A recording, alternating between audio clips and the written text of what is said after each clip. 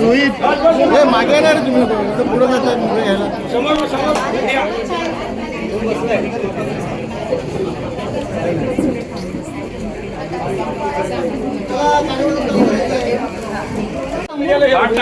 पाठ टाका दाखवू अरे इकडे बघा मोबाईल हम तुम्हारे साथ हैं heap heap hurray heap heap hurray heap heap hurray गाड़ी सर बुके साई विकास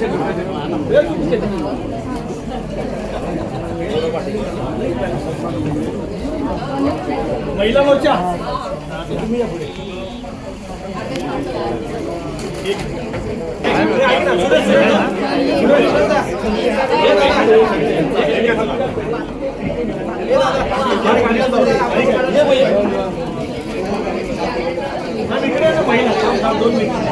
एकच मिनिट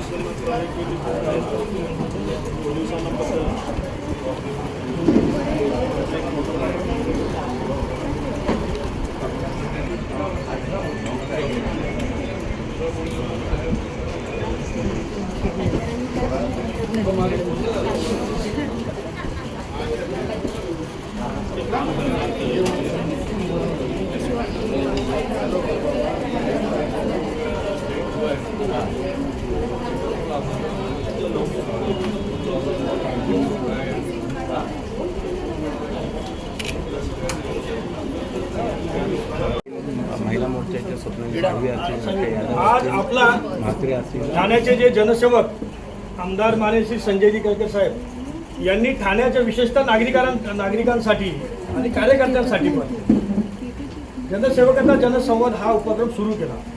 त्या उपक्रमाचा हेतू हाच होता की अनेक समस्या आहेत नागरिकांच्या, त्या एका ठिकाणी बसून ते ऐकून त्या तिथल्या तिथं सोडवण्याचा जो प्रयत्न होता.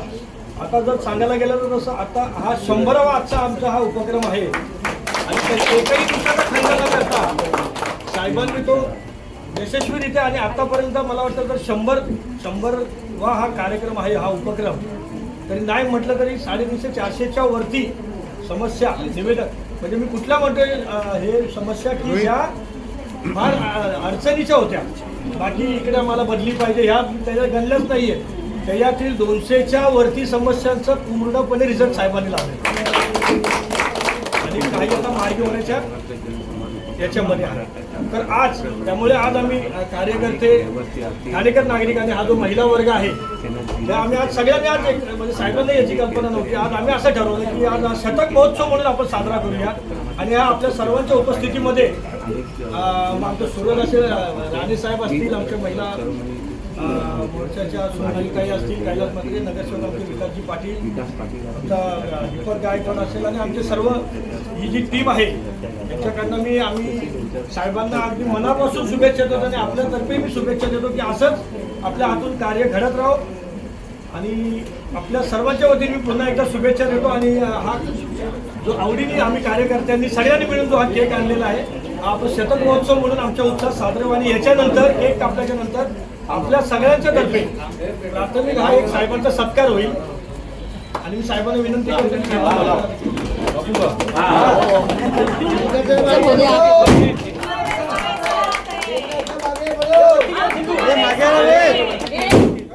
साहेब आगे बढ़ो, हम तुम्हारे साथ हैं. केळकर साहेब आगे बढ़ो, हम तुम्हारे साथ हैं. केळकर साहेब आगे बढ़ो, हम तुम्हारे साथ हैं. भारतीय जनता पार्टीचा भारत माता की जय, भारत माता की जय.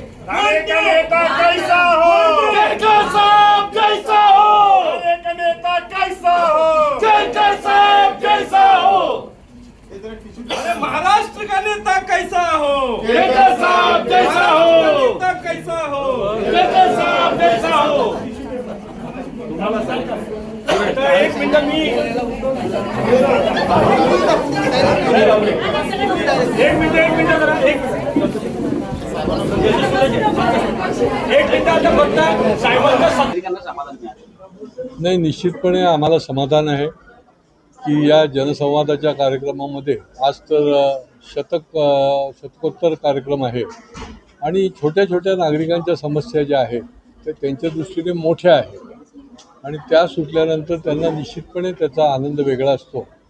आम्हालाही आता या 100 जनसंवाद कार्यक्रमाच्या निमित्ताने समाधान वाटतं की अनेक लोकांचे शैक्षणिक असेल, क्रीडा असेल, निरनिराळ्या महापालिकेच्या संबंधामधल्या समस्या असतील, काही फसवाफसवीच्या समस्या आहेत, विकासकाने फसवलेल्या समस्या असतील, मोठ्या मोठ्या आर्थिक संस्थांनी केलेल्या फसवणुकीच्या असतील, अनेक प्रकारच्या छोट्या मोठ्या प्रवेशापासून ते नोकरीपर्यंत अशा समस्यांना या ठिकाणी आम्ही वाचा फोडण्याचं काम केलं आहे. अनेक समस्यांचा निराकरण देखील केलेलं आहे आणि त्यामुळेच लोकांना एक विश्वास वाटणं हे महत्त्वाचं आहे.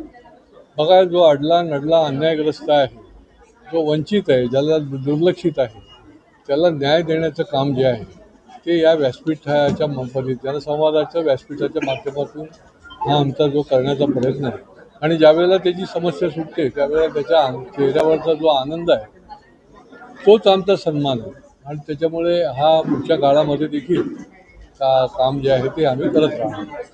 तर महानगरपालिकेच्या आरोग्य विभागातील काही कर्मचाऱ्यांनी आपली भेट दिलेली आहे.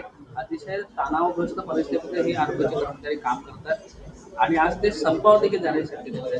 नाही, आज संपावर गेलेले आहेत, बेमुदत संप करणार आहेत. ते BAMSचे डॉक्टर आहेत आणि आयुष्यमान मंदिरामध्ये यांना ड्युटी दिलेली आहे. यांना गेल्या 6 महिन्यापासून, काही जणांना 9 महिन्यापासून PBAचे जे पैसे येतात केंद्र शासनाच्या माध्यमातून राज्य शासनाकडून महापालिका, तर तो जो 25,000 अधिक 15,000 हा जो पगार मिळाला पाहिजे तो मिळत नाही.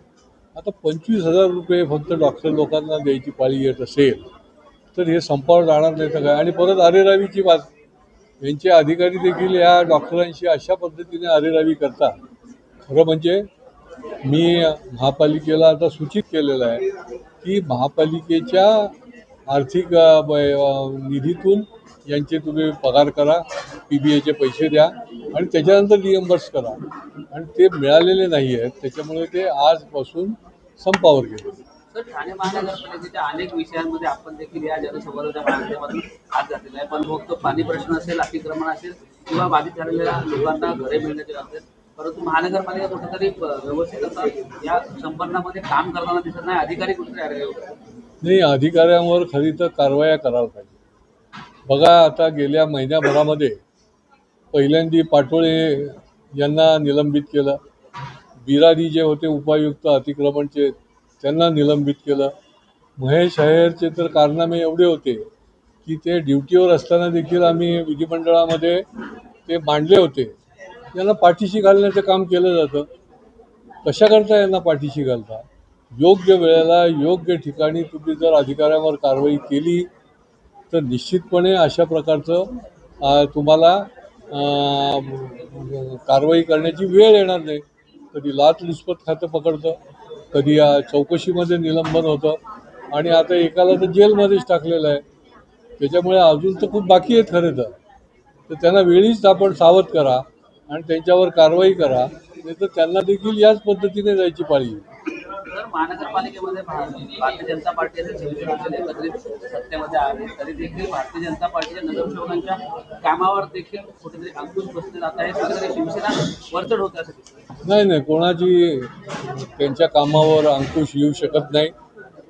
भारतीय जनता पार्टीचे जे नगरसेवक आहेत ते जनतेचे सेवक आहेत. जनतेच्या करता जे जे करायला लागेल ते करणार आहेत आणि कोणाचेही दबाव किंवा अंकुश सहन न करता ठाणेकरांसाठी विकास आणि ठाणेकरांच्या अन्यायाकरता संघर्ष हे ब्रीद घेऊन भारतीय जनता पार्टीचे नगरसेवक पुढे देखील काम करतात. तर ठाणे महानगरपालिकेच्या होऊ असलेल्या इंटरनल मेट्रोला कुठेतरी विविध पक्षांकडून विरोध होत आहे.